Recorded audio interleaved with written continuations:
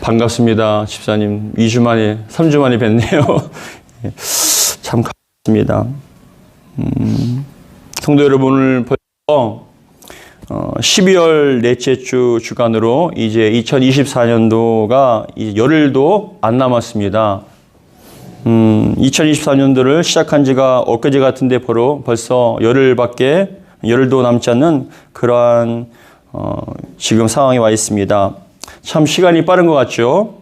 지난 1년 동안 참 열심히 달려온 여러분들을 축복합니다. 정말 수고 많으셨습니다. 우리 옆에 분들은 인사하겠습니다. 수고 많으셨습니다. 예, 수고 많으셨습니다. 수고 많으셨습니다. 지난 1년을 뒤돌아보면은 곤란하고 힘든 순간도 있었을 것이고 참 어렵고 원치 않지만 불행한 일들, 또 어려운 일들, 또한 삶에 큰 고통의 일들이 많이 있었을 것입니다. 많은 위기와 시험 그리고 어려움과 힘을 이겨내고 여기까지 오신 여러분들을 하나님께서 사랑하신 줄 믿습니다. 지난 1년 동안 여러분들의 삶을 다 알지는 못하지만 정말 다사다난했던 한 해인 것 같습니다. 자녀의 문제와 물질의 문제 그리고 어떤 사업과 신앙의 문제들 여러 가지 신앙적인 어려움과 혼란 가운데 육신적으로 정신적으로 또 영적으로 수많은 그런 도전과 어려움들을 저는 알고 있습니다. 그것을 위해서 열심히 기도하셨고 눈물을 흘리며 기도하셨고 또 이겨내기 위해서 때로는 주저앉고 싶은데 슬퍼하면서 고난을 받으면서 참 많은 위기가 있었음에도 불구하고 여기까지 오신 여러분들을 축복합니다. 더군다나 우리나라는 지금 참 어려운 상황에 놓여 있습니다. 세계가 많이 걱정하고 있지만 저는 믿습니다. 그럼에도 불구하고 우리가 하나님께 기도할 때 하나님께서 우리 대한민국을 버리지 아니하시고 붙잡아 주셔서 또 감당하게 주실 줄 믿습니다. 그런데 그럼에도 불구하고 지난 1년들을 뒤돌아보면은 모든 것이 다 은혜였다라고 말할 수밖에 없는 그런 고백이 나올 수밖에 없습니다. 우리 오산 세희망교회도 참 많은 일이 있었죠. 지난 14년 동안 지내왔던 정돈 예배당을 떠나 이곳 임시 예배처에서 예배를 드리게 되었습니다. 벌써 3제째입니다. 지금도 우리 교회는 예배당을 잘 세워지고 있습니다. 그런 건축 회사와 사장님과 많은 교통과 많은 또 회의를 거쳐서 어떻게 해야 할 것인가 또 어떻게 잘 지을 것인가를 날마다 얘기하고 회의하면서 또 그것을 세워나가고 있습니다. 하나님께서 우리 교회에게 건축할 마음을 주셔서 땅 밟기를 시작하게 하시고 또 우리를 위해 예비하신 땅을 찾게 하시고 또 토지 계약과 그리고 건축의 과정 가운데 준비하고 하는 과정 가운데 주님께서 참 많은 은혜를 베풀어 주셨습니다.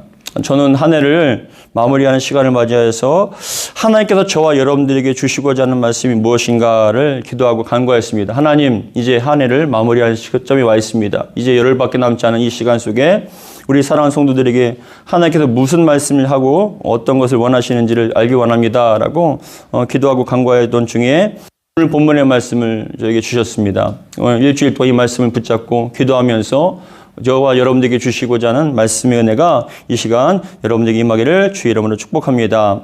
오늘 본문을 통해서 주시는 말씀 첫 번째로는 바로 모든 것이 하나님의 은혜였다는 겁니다. 모든 것이 다 하나님의 은혜였다. 오늘 본문 고린도 전서는 사도 바울이 제2차 세계 전도 여행을 당시에 고린도 지역에서 복음을 전함을 통하여 세워진 교회입니다. 그 교회에서 복음을 전하였고 지역에서 그래서 성도들이 모여서 교회가 세워진 그런 교회였습니다. 정말 간절한 마음으로 복음을 전하였고 기도하며 땀 흘려 세웠던 교회입니다. 그런데 사도 바울이 고린도 지역을 떠난 후에 고린도 교회가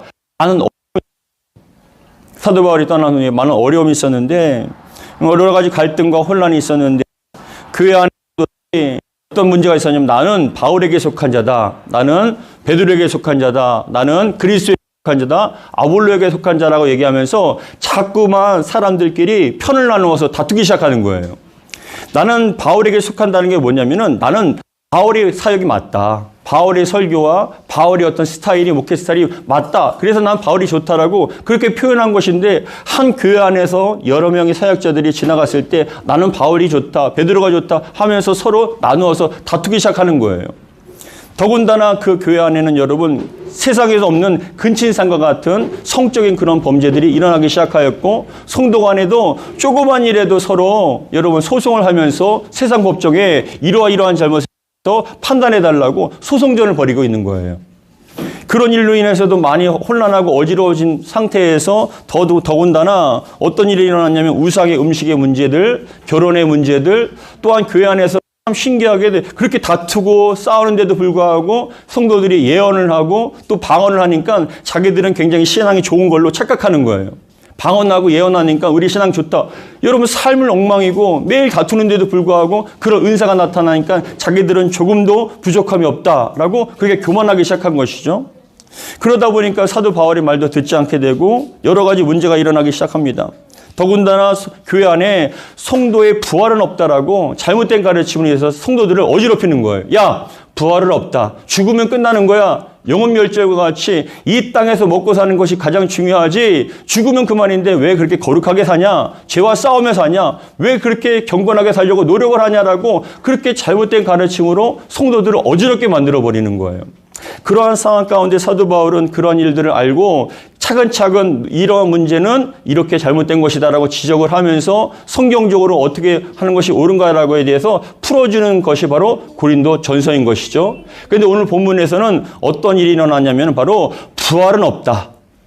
부활은 없다. 사람이 이 땅에서 먹고 마시고 그냥 먹고 가지고 누리는 것이 전부인 것이고, 그렇게 하나님의 축복을 얼마나 많이 받느냐는 것은 얼마나 가지고 누리는 것이 있다라고 그렇게 사람들에게 가르쳤을 때 사도 바울이 본문을 통해서 말씀하기를, 야, 부활은 있다. 예수님께서도 십자가에서 죽으시고 3일 만에 부활하셨고 그 부활하신 우리는 다 보았다. 사람이 죽으면 끝나는 것이 아니라 우리에게 새로운 영적 세계가 있고 부활의 몸으로서 우리는 영생을 살게 되어 있다는 것을 분명하게 가르쳐 주고 있는 것입니다. 그리고 15장 3절에 보시면 다음과 같이 얘기합니다. 우리 고린도전서 15장 3절에서 8절까지 말씀을 같이 한번 읽겠습니다. 15장 3절에서 8절입니다. 같이 읽겠습니다. 시작. 내가 받은 것을 먼저 너희에게 전하였노니 이는 성경대로 그리스도께서 우리 죄를 위하여 죽으시고 장사 지낸 바 되셨다가 성경대로 3일 만에 다시 살아나사 게바에게 보이시고 후에 12제자에게와 그 후에 500여 형제에게 일시에 보이셨나니 그 중에 지금까지 대다수는 살아있고 어떤 사람은 잠들었으며 그 후에 야고보에게 보이셨으며 그 후에 모든 사도에게와 맨 나중에 만삭되지 못하여 나 같은 자에게도 내게도 보이셨느니라. 그러니까 주님의 부활은 확실하다는 것을 분명하게 선포하는 겁니다. 부활은 없다. 죽으면 끝나는 것이다. 아니다. 예수님께서 우리 위하여 십자가에 못 박혀 죽으시고 그 보혈로 말미암아 우리의 죄가 사함받았으며 3일 만에 부활하셔서 우리에게도 죽는 것으로 인생이 끝나는 것이 아니라 부활의 몸을 얻는 것을 분명히 보여주셨다. 대부분 사람들이 살아있고 그것을 증거하고 있다. 그리고 나 같은 자에게도 부활의 주님은 나에게 보여주셨다라고 분명하게 부활의 확실성과 부활의 그런 특징을 말씀해주고 있는 것입니다. 그로 말미암아서 사도 바울은 내가 그 부활을 경험하였고 부활에 대한 소망이 있기 때문에 내가 죄를 사해 주신 것도 감사하지만 더군다나 내가 예수 믿는 것도 은혜고 감사하다. 그런데 나 같은 죄인, 예수님을 핍박하고 받게 했던 나 같은 사람을 하나님께서 선택해 주셔서 사도로 삼으신 것은 너무나 큰 은혜다라는 것을 오늘 9절과 8절에 얘기하고 있습니다. 우리 9절과 10절 같이 읽겠습니다. 9절과 10절 시작. 나는 사도 중에 가장 작은 자라. 나는 하나님의 교회를 박해하였으므로 사도라 칭함받기를 감당하지 못할 자니라. 10절에 그러나 내가 나 된 것은 하나님의 은혜로 된 것이니 내게 주신 그의 은혜가 헛되지 아니하여 내가 모든 사도보다 더 많이 수고하였으나 내가 한 것이 아니요 오직 나와 함께 하신 하나님의 은혜로다. 하나님의 은혜로다. 나 된 것은 내가 여기까지 올 수 있었던 내가 어려운 환경과 상황과 고난과 그런 고통 가운데서 이겨내고 감당할 수 있었던 것은 다 내가 한 것이 아니라 내 의지와 내 능력이 한 것이 아니라 하나님의 은혜로 말미암아 여기까지 된 것이라고 고백하고 있는 것입니다.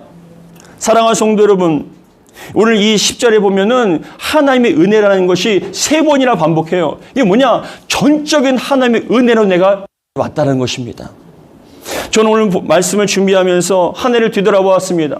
또한 인생을 뒤돌아봤습니다. 수많은 위기가 있었어요. 어려움이 있었어요. 여러분도 아시지 않습니까? 그 외에 얼마나 큰 위기가 있었는지, 여러분 삶 가운데 얼마나 큰 위기가 있었는지, 많은 어려움이 있었고 장애물이 있었고 많은 올무가 있었고 도전과 시험이 있었습니다. 유혹이 있었습니다. 신앙이 흔들리고 삶이 무너지고 가족이 무너지고 교회가 무너질 그런 위기들이 많았습니다. 그럼에도 불구하고 우리가 여기까지 온 것은 다 하나님의 은혜인 줄 믿습니다. 내 능력으로 된 게 아니에요. 내가 노력해서 된 게 아니에요. 내가 열심히 하고 아니에요. 우리는 힘들 때마다 하나님께 눈물을 흘리며 기도하였습니다. 하나님 붙잡고 제발 간구하였습니다. 하나님께 버리시면 우리는 큰일 납니다. 우리의 가정은 큰일 납니다. 우리 교회는 큰일 납니다. 저 인생은 정말 안 됩니다라고 날마다 기도하고 간구했을 때 하나님께서는 때마다 시마다 여러분들에게 귀한 은혜를 베풀어 주셔서 여기까지 오게 주신 것입니다. 사랑하는 성도 여러분, 하나님의 은혜가 아니면 안 됩니다. 모든 것이 다 하나님의 은혜인 줄 믿습니다. 그래서 10절의 말씀 다시 한번 같이 읽겠습니다. 10절입니다. 시작. 그러나 내가 나 된 것은 하나님의 은혜로 된 것이니 내게 주신 그의 은혜가 헛되지 아니하여 내가 모든 사도보다 더 많이 수고하였으나 뭐라고요? 내가 수고한 것도 내가 된 것이 아니라 은혜 주셔서 감당한 것이다. 여러분들이 많은 일을 행하셨습니까? 은혜 주셔서 많은 일을 행하여 주신 줄 믿습니다. 전적인 하나님의 은혜라는 거예요. 그래서 말씀하기를 내가 모든 사도보다 더 많이 수고하였으나 내가 한 것이 아니요 오직 나와 함께 하신 하나님의 은혜로다. 하나님께서 함께 해주셔서 여러분들 붙잡아 주신 거예요. 마음에 갈등이 있고 슬플 때, 여러분 기도했을 때 여러분 스스로 일어난 것처럼 착각하지 마세요. 하나님께서 여러분들 만져주셨기 때문에 마음에 새로운 힘이 든 거예요. 매일같이 어둠이 있을 때, 매일같이 좌절과 사망의 음침한 골짜기가, 음침한 그런 어둠의 그늘들이 여러분들이 생각과 마음을 주장하였을 때 여러분 무엇을 이겨냈습니까? 주님께서 주시는 은혜로 말미암아 또 희망을 찾을 수 있었던 것이에요. 그래서 여기까지 올 수 있었던 것입니다. 여러분들이 한 해 동안 뒤돌아보며, 더 나아가 인생을 뒤돌아보며 포기하고 싶을 때가 얼마나 많았습니까? 떠나고 싶을 때가 얼마나 많았습니까? 이제 그만하고 싶을 때가 얼마나 많았습니까? 그럼에도 불구하고 하나님께 여러분들이 마음을 주셨기 때문에, 가정을 붙잡아 주셨기 때문에, 더 나아가 우리 교회를 붙잡아 주셨기 때문에 우리는 이기고 또 이기고 감당할 수 있었던 것입니다. 모든 것이 다 하나님의 은혜인 줄 믿습니다. 저와 여러분들은요, 은혜 받아야 살 수 있는 영적인 존재들이에요. 신약 성경에서는 이 은혜라는 단어가 142번 쓰였습니다. 은혜라는 단어가 142번 쓰였는데 신앙생활하는 데 있어서 은혜만큼 중요한 것이 없습니다. 은혜를 자주 반복하잖아요. 은혜 받아야 됩니다. 은혜 받았습니다. 그렇죠? 우리가 설교할 때, 예배 드릴 때, 또 뭐 할 때 은혜 받았습니다. 또 찬양할 때 은혜가 됩니다라고 얘기를 하는데, 근데 과연 은혜 받았다라고 얘기합니다. 은혜 된다고 얘기합니다. 근데 과연 은혜라는 것이 무엇일까요? 오늘 그것을 확실하게 좀 짚고 넘어가야 됩니다. 은혜 받은 게 뭘까요? 여러분, 은혜 받았다고 얘기하시잖아요. 은혜가 된다고 얘기하시잖아요. 오늘 은혜가 되네, 은혜 받았네라고 얘기하는데 그 은혜가 무엇일까요? 여러분, 엊그제 금요 예배였습니다. 기도한 후에, 예배 드리고 기도한 후에 사모님과 집에 가면서 제가 고백을 했어요. 정말 이 공간에서도 그래도 예배를 드리고 기도하니까 영이 살 것 같다. 마음이 너무 좋다. 행복하다라고 그렇게 고백을 하는 거예요. 세상을 살아갔을 땐 여러분, 또한 세상의 것에 자꾸만 섞여 있을 때, 묶여 있을 때는 세상 바라보고 환경 바라보니까, 그 문제를 바라보니까 마음이 어두울 수밖에 없어요. 답답할 수밖에 없어요. 근데 예배를 드리니까, 하나의 은혜를 받으니까 여러분 숨통이 트이더라는 거예요. 은혜를 받으니까 살아난다는 거예요. 죽었던 심령이 살아나고요, 메말랐던 심령이 정말 물기가 도니까 영적인 그런 영생수가 임하게 되니까 여러분 살아난다는 거예요. 그러면 우리가 은혜 받지 않으면 안 되는 그런 영적인 존재인데, 은혜 받았다는 게 과연 무엇일까요? 은혜라는 게 무엇일까요? 여러분, 근데 성경에서는 분명히 말씀하고 있어요. 성경은 은혜를 항상 강조하는데, 사도 바울도 편지를 쓸 때 읽어보세요. 사도 바울이 쓴 편지에 가장 먼저 나오는 인사가 뭐냐면, 하나님 아버지와 예수 그리스도부터 은혜와 평강이 임할지어다. 아버지 하나님과 예수님의 그 보좌로부터 흐르는 은혜가 우리에게 임하였을 때 우리는 살아날 수 있어 해서 너에게 은혜가 있을지어다, 평강이 있을지어다라고 그렇게 고백을 하며 편지를 시작합니다. 그리고 맨 마지막에 마무리할 때도 은혜 가운데 머물라라고 또 권면을 하고 있어요. 그러니까 뭐냐? 우리 기독교인은요, 신앙생활은 은혜로 시작하여 은혜로 마치는 거예요. 여러분들이 지금 신앙생활 시작할 수 있었던 건 은혜인 줄 믿습니다. 은혜가 있어야 또한 그것을 유지할 수 있고요. 맨 마지막에 끝까지 우리가 견딜 수 있는 건 은혜 받아야 우리가 견딜 수 있어. 그래서 은혜로 시작해서 은혜로 마치는 종교가 바로 기독교인 것입니다. 그런데 은혜가 과연 무엇인가 했을 때 여러분 이 시간에 은혜라는 것은 중요한 두 가지 의미가 있어요. 은혜라는 것이 헬라어로는 카리스라는 단어가 은혜이고요. 카리스라는 단어가 은혜이고, 그리고 히브리어는 헨과 여러분 헤세드라는 단어는 들어보셨을 거예요. 헤세드가 지혜라는 것에 많이 사용되는데, 근데 원어적인 의미는 헨과 헤세드는, 히브리어 헨과 헤세드는 은혜라고 사용되고, 신약에서는 헬라어 카리스가 은혜라는 거예요. 성경에서 은혜라는 것은 다양한 의미로 활용되는데, 기쁨이나 상냥함, 사랑스러움이 그게 또 은혜라는 거예요. 호의적인 친절, 자비, 긍휼, 윗사람이 아랫사람으로부터 베푸는 친정과 사랑, 그런 것들을 다 은혜는 거예요. 그러니까 하나님께서 우리에게 은혜 주시니까 우리가 자비를 베풀어 주시니까 은혜 받으니까 우리가 살아나는 거 아닙니까? 그런 것들을 통틀어서 은혜라고 얘기를 하는데, 그 중에서도 특별히 신약의 헬라어 가운데 카리스라는 단어가 있는데, 그 카리스의 의미가 뭐냐? 가장 중요한 의미인 은혜가 첫 번째 뭐냐? 그거예요. 받을 수 없는 자격 없는 자, 받을 조건이 아닌 자에게 값없이 주시는 선물이 바로 은혜라는 거예요. 받을 자격이 없어요. 그리고 받을 가치가 없는 그 사람에게 하나님께서 무조건적으로 주시는 그러한 선물, 하나님의 선물이 바로 은혜라는 거예요. 무엇이냐? 우리 주 예수님께서 저와 여러분들 위하여 십자가에 못 박혀 죽으신 걸 믿으시기 바랍니다. 그 보혈로 말미암아 우리의 죄가 다 사함받고 더 이상 우리는 지옥과 사망의 땔감들이 아니라 멸망의 대상들이 아니라 하나님의 자녀로서 우리가 속지 않은 죄를 사함받고 하나님의 자녀로서 살아가는 축복을 누리게 됩니다. 근데 그것을 우리가 믿게 해주시는 거예요. 은혜라는 게.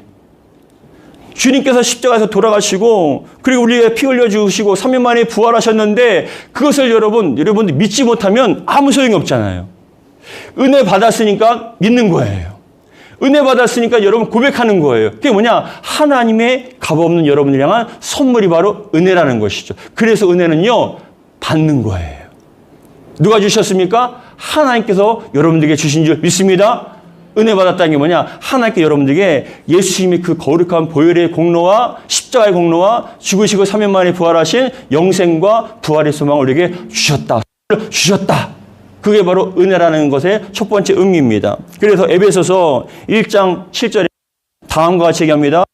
우리는 그리스도 안에서 그의 은혜의 풍성함을 따라 그의 피로 말미암아 속량 곧 죄의 사함을 받았느니라 라고 얘기합니다. 그게 바로 은혜라는 거예요. 받을 자격이 없어요.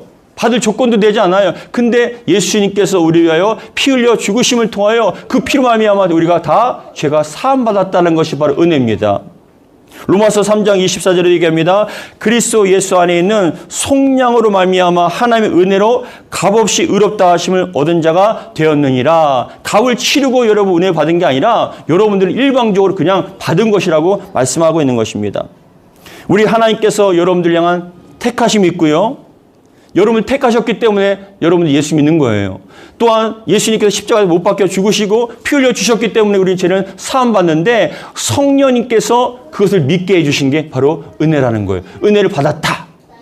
저와 여러분들 다 은혜 받은 줄 믿습니다. 그래서 우리가 은혜를 받았다라는 것은 첫 번째, 예수님의 그 십자가의 죽으심과 보혈의 공로로 말미암아 죄사함 받고 하나님의 자녀가 되었다는 그 선물을 우리가 받은 것을 바로 은혜라고 얘기합니다. 우리는 은혜 받은 자인 줄 믿습니다. 두 번째라는 건 뭐냐? 하나님께서 주시는 능력이에요. 능력. 이게 무슨 능력이냐?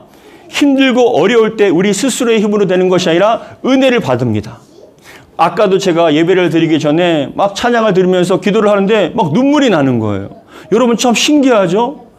성령께서 제 마음을 만져주시니까는 눈물이 나요. 근데 눈물이 나면 어떻게 되냐? 마음이 정결해지게 돼요. 깨끗하게 돼요. 참 신기하죠? 위로를 받게 돼요. 온갖 여러 가지의 감정들과 마음의 그런 치유와 회복들이 은혜를 받음을 통하여, 은혜라는 그 통로를 통해서 우리에게 임하신다는 거예요. 이게 뭐냐? 우리를 구원해 주셨을 뿐만이 아니라 은혜를 받았습니다. 예수님 말미암아 제산 받았습니다. 그리고 더 나가서 구원뿐만이 아니라 여러분들에게 그 은혜를, 그 구원의 은혜를 날마다 지킬 수 있도록 또 은혜를 베풀어 주신다는 거예요. 찬양하면서 은혜 받잖아요. 때로는 하나님 앞에 찬양하며 눈물 흘리며 기도하면서 여러분 은혜를 받게 되면 어떻게 됩니까? 마음이 회복이 됩니다. 치유가 돼요.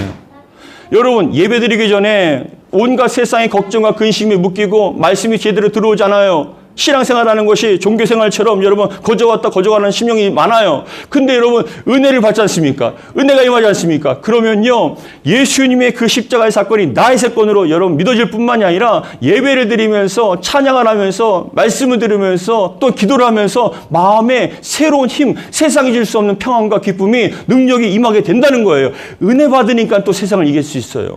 은혜 받으니까 또 견딜 수 있어요. 은혜 받으니까 여러분 그것을 용서할 수 있고 그것을 감당할 수 있는 것이에요. 여러분 은혜 받으시기 바랍니다. 은혜 받으면요 얼굴이 달라지더라고요. 은혜 받기 전과 은혜 받고 난 다음에 사람이 달라져요. 은혜 받기 전에는 얼마나 얼굴이 삭막한지 몰라요. 너무나 굳어졌습니다. 온갖 세상의 걱정과 근심에 묶여서 얼굴이 여러분 아무리 아름답게 화장하고 아무리 잘생겨도 그 얼굴에서 광채가 나지 않아요. 어둠이 나와요. 정말이에요. 어둠이 나와요.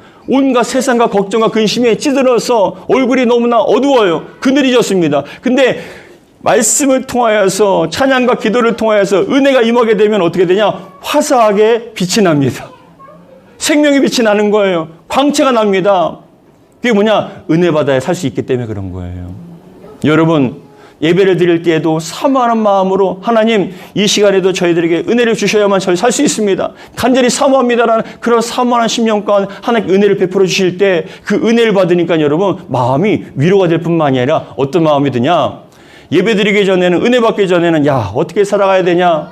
무엇으로 살아가야 되냐? 내 인생 그걸 어떻게 감당해야 되냐? 온갖 걱정에 근심에 묶여 있습니다. 근데 성령께서 여러분 말씀을 통하여서 여러분 은혜를 베풀어 주시잖아요. 은혜가 임하면 어떻게 되냐? 그래도 하나님께서 책임져 주실 거야. 그래도 하나님께 내 앞길을 인도해 주실 거야. 예비해 주실 은혜가 분명히 있어라는 긍정적인 마음으로 바뀌어지게 된다는 거예요.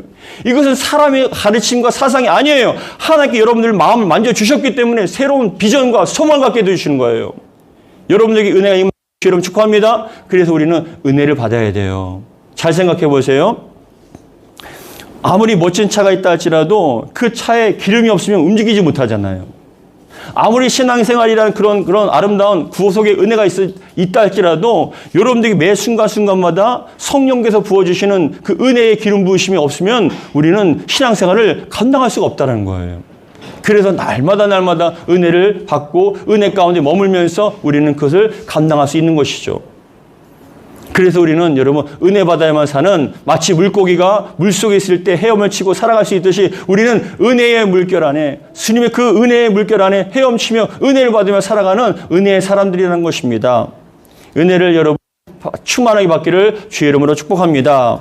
그런데 이러한 은혜 참 우리를 살리는 은혜 그 어둠을 이겨낼 수 있는 은혜 어떠한 어려움과 시험 가운데서도 고난 가운데서도 극복하며 감당할 수 있는 그런 은혜, 능력 그들 어떻게 받을 수 있을까요? 어떻게 받을 수 있을까요? 여러분 이 시간에 은혜를 받기 원하십니까? 근데 은혜를 받을 수 있는 사람과 못 받는 사람이 있어요? 분명히 그래요. 이 시간에도 여러분들 말씀을 통하여서 하나님께 나를 그렇게 사랑하시는구나 모든 것이 은혜였구나 하고 생각하는 사람이 있고요. 그냥 얼굴만 보다 가신 분도 계셔요. 무슨 차이일까요? 은혜 받아야만 살아갈 수 있습니다. 은혜 받고 여러분 그 능력으로 여러분 무장되어서 세상을 살아갈 수 있는 거예요. 이 어둠의 세상 감당할 수 있는 거예요. 근데 어떤 사람이 하나님께 은혜를 부어주실까요? 첫 번째 여러분 중요한 것입니다. 첫 번째 사모하는 심령에게 주셔요. 사모하는 심령에게 주셔요. 정말 내가 하나님 은혜가 아니면 살 수 없습니다라는 그런 고백 가운데 사모하는 마음으로 여러분 예배를 드리시기 바랍니다.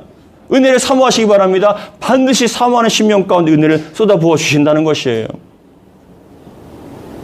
그냥 기대감 없이 아무런 그런 기대감 없이 그냥 거저갔다 거저가면 여러분 10년 신앙생활에도 그 종교생활일 뿐이에요. 마당만 밟을 뿐이에요. 어떠한 변화도 없어요. 근데 어느 순간인가 하나님 앞에 은혜 받아야만 살 수 있구나는 걸 깨닫고 사모하는 마음 가운데 하나님 저도 좀 은혜를 베풀어 주시옵소서, 은혜 받아야겠습니다라고 간절히 사모했을 때 하나님께서 은혜를 부어주시면요 인생이 달라져요. 신앙생활이 얼마나 행복한지 몰라요. 은혜의 맛을 깨닫게 되면 여러분 마치 어린아이가 처음 초콜릿을 먹고 있을 때 초콜릿 맛이 그렇게 좋은지를 이제야 깨달았다. 내가 인생 가운데 초콜릿 맛이 이렇게 좋은지 몰랐다라고 그렇게 초콜릿을 여러분 사모하듯이 은혜의 맛을 경험하게 되면 여러분 은혜 아니면 못 살아요. 내 마음이 팍팍해서 못 살아요. 그래서 예전에 어떤 제가 신학교를 다닐 때 선배님이 있었어요. 제가 1학년 때에는 신학교를 다닐 때 1학년 때에는 꼭 기숙사에 들어가서 1년 동안 생활을 하게 되어 있습니다. 1학년 2명, 2학년, 3학년 1명씩 해서 한 방에 4명이 왔는데 근데 여러분 그 선배와 같이 예배를 드리고 경건생활을 배우는 거예요. 근데 우리 제 선배가 지금도 기억해요. 그 선배였던 그 전도사가 제게 얘기하더라고요. 아, 박 전도사, 난 요즘에 너무나 마음이 팍팍하고 힘들어서 괴롭다는 거예요. 너무나 괴롭다는 거예요. 근데 가만히 보니까 어떻게 하냐면은 너무 마음이 마치 한여름에 비가 오지 않아서 쫙쫙 갈라진 논과 같이 너무나 메말랐다는 거예요. 아, 그래서 너무 마음이 너무 메마르고 황폐해서 힘들다고 그렇게 고백을 해요. 근데 가만히 그 선배를 보니까 어땠냐면은 삶이 바빠요. 여러분, 정말 거짓말 안 하고 제가 나중에 물어보니까 그 선배가 뭐라고 얘기하냐면 자기는 2년 동안 성경을 안 봤답니다. 설교할 때만 그냥 성경을 본 것이지 개인적으로 성경을 2년 동안 안 봤대요. 어떻게 사람이 여러분 신앙생활하는데 성경을 안 보고 신앙생활할 수 있습니까? 그런 분 가능하십니까? 그분들은 은혜의 맛을 모르는 분들이에요. 정말 은혜의 맛을 알면요 성경을 안 볼 수가 없어요. 이 성경 안에 생명이 있고 능력이 있고 모든 것이 다 담겨 있습니다. 성경을 열어서 여러분 하나님의 말씀을 읽다 보면 여러분 얼마나 큰 은혜가 임하는지 몰라요. 바쁘다 보니 내가 정말 세상에 어떻게 쫓기다 보니 뭐하다 보니 말씀하진 않아요. 그냥 주일날 와서 잠깐 보는 거예요. 그것도 여러분 안 갖고 오는 분들도 많지만 근데 중요한 것은 이 말씀을 여러분 사모하시기 바랍니다. 하나님을 사모하시기 바랍니다. 사모하면 반드시 말씀을 통하여서 찬양과 기도를 통해서 은혜를 베풀어 주시는 거예요. 사모하는 심령 가운데 주세요. 배고프시고 갈급한 심령에게 은혜를 주시는 거예요. 근데 여러분 그런 사모함이 없으면 은혜를 받지를 못해요. 사모하시기 바랍니다. 반드시 은혜를 베풀어 주실 줄 믿습니다. 사모하는 마음으로 성경을 피세요. 그리고 말씀을 읽으세요.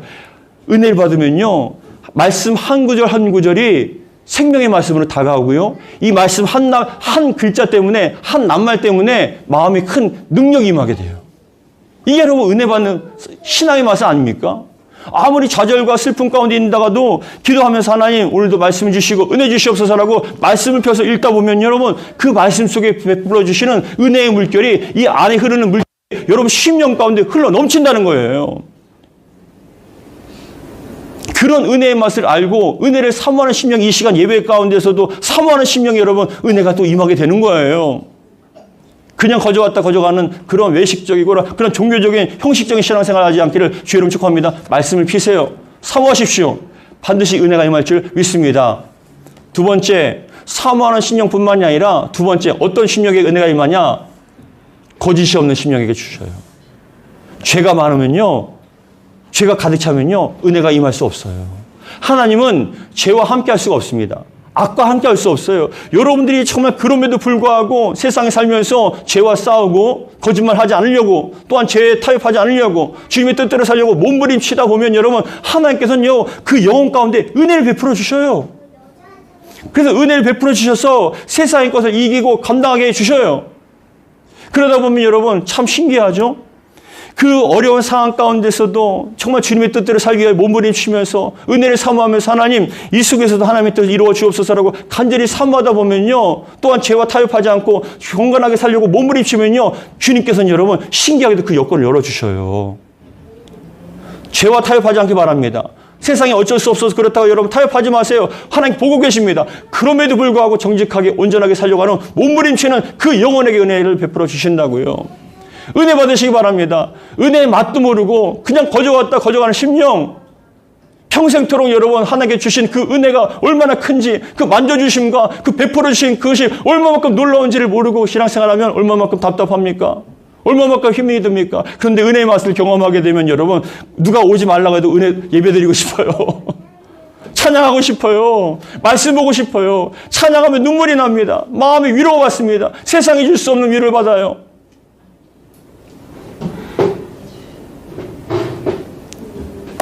여러분들이 정말 은혜를 통해서 날마다 정말 그 마음의 위로를 받고 이 힘들고 악한 세상 속에 어떻게 가야 할지, 무엇을 해야 할지, 때로는 삶에 소망이 없고 희망이 없고 어둠 가운데 끝이 보이지 않는 터널 가운데 내가 절망 가운데 살아가는 그런 순간, 매 순간순간마다 지옥 같고 죽고 싶고 앞이 보이지 않는, 빛이 보이지 않는 그 터널 속에서도 유일하게 소망을 가질 수 있는 건 바로 주님이시라고요. 은혜를 통해서 여러분들에게 빛을 보여주십니다. 이 땅의 삶이 전부가 아니고 영원한 천국이 있다는 걸 보여주십니다. 그래서 우리가 이기고 감당할 수 있게끔 만들어주시는 거예요. 신앙생활은요, 또 우리 믿음이라는 건요, 이 땅에 가지고 누리는 게 끝이 아니에요. 아무리 불행하고 힘들어도, 아무리 슬프고 괴로워도 주님께서 여러분들 천국을 인도해 주셔서 그 보혈의 은혜로 말미암아 하나님의 자녀로서 영생을 누리고 부활의 영광으로서 그 상급을 주시며 눈물이 없고 고통이 없는 그 땅에서 그 천국에 여러분들과 함께 사시기 위해서, 은혜를 베푸시기 위해서 정말 바라시는 거예요.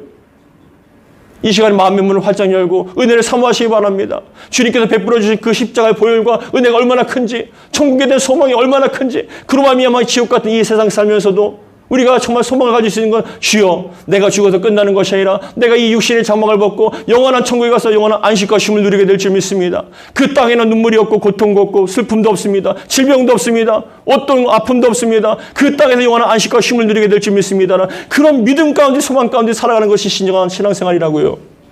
그런 신앙의 맛을 모른 채 그냥 거저갔다 거저가는 심령들, 지루한 예배 가운데 내가 또 여기를 왜 와야 되나? 아니요. 예배드리기 위해 그 움직이는 그 발걸음을 주님께서 보고 계시는 거예요. 그 중심을 보고 계시는 거예요. 그로 말미암아 세상을 이기게 하시고 감당케 하시고 삶의 소망을 주시며 이어갈 수 있게끔 만들어 주시는 거예요.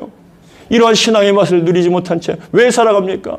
왜 신앙생활합니까? 주님께서 여러분 마음의 문을 활짝 열어주셔서 사모하는 심령 가운데 그 은혜로 말미암아 여러분들이 이 악한 세상 모든 것이 다 하나님의 은혜였습니다. 주여, 내가 노력해서 되는 게 아니었습니다. 아무리 노력해도 잘못된 사람 만나면 큰일 납니다. 여러분, 마지막으로 말씀드립니다. 제가 아는 교회 목사님이 건축을 하셨어요. 그 목사님이 교회를 건축하시는데 교회가 30억 갖고 공사비가 30억을 예상하고 건축을 하신 거예요. 그 교회도 성도가 없어요. 많지 않아요. 30억이라는 건 너무나 커요. 그분 수중에는 2억인가 3억밖에 없었어요. 근데 30억을 감당한다는 건 정말 힘든 일이었어요. 근데 그 교회가 건축한 지 3년 동안 완공을 못했어요. 나중에 알고 보니까 여러분, 건설사가 잘못돼갖고 30억 공사를 50억에 마친 거예요. 3년 동안. 숨이 턱턱 막혔고요. 감당하지 못하는 거예요. 매일같이 지옥이죠. 30억 공사를 50억으로 끝냈으니 그걸 어떡합니까, 그걸? 그 빛을 어떻게 감당합니까?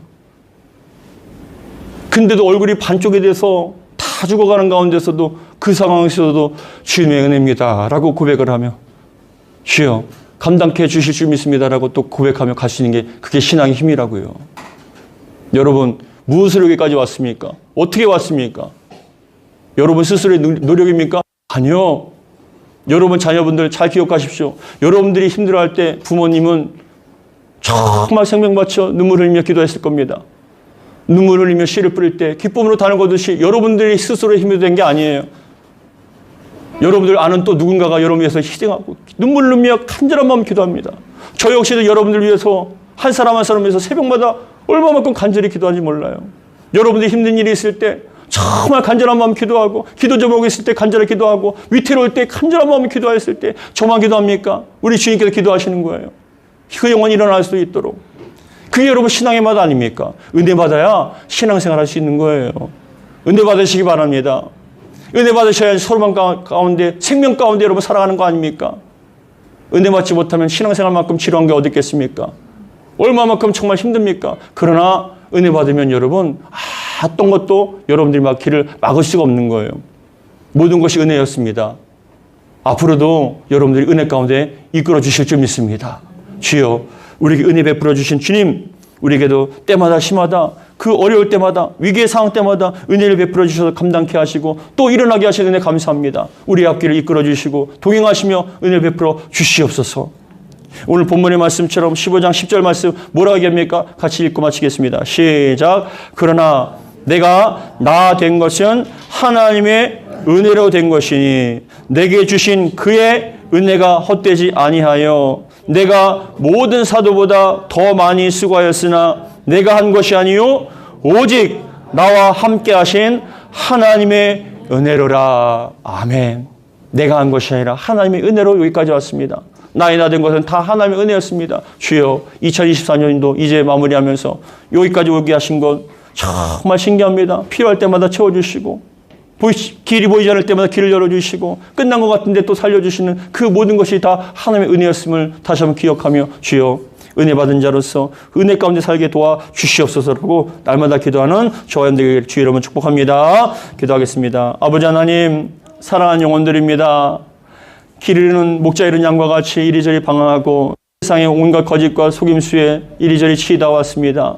정말 마음의 상처를 받았고 마음의 큰 고통과 삶의 고통을 어떻게 가야 할지 모르는 심령들이었습니다. 그러나 주님께서는 영혼들을 버리지 아니하시고 끝까지 붙잡아 주셔서 사람들은 떠난다 할지라도 우리 주님께서는 그 영혼을 붙잡아 주시고 함께해 주심을 통하여 이끌어 주심을 감사합니다. 여기까지 오게 하신 것 하나님의 은혜인 줄 믿습니다. 하나님의 은혜가 아니면 살 수 없기에 하나님의 은혜를 구합니다. 주여, 우리를 붙잡아 주시고 이끌어 주시옵소서. 평생 주님의 손을 놓지 않고 주님과 동행하며 살아갈 수 있도록 도와 주시옵소서. 우리 주 예수 그리스도로 축복하며 기도합나이다. 아멘. 함께 찬양하겠습니다.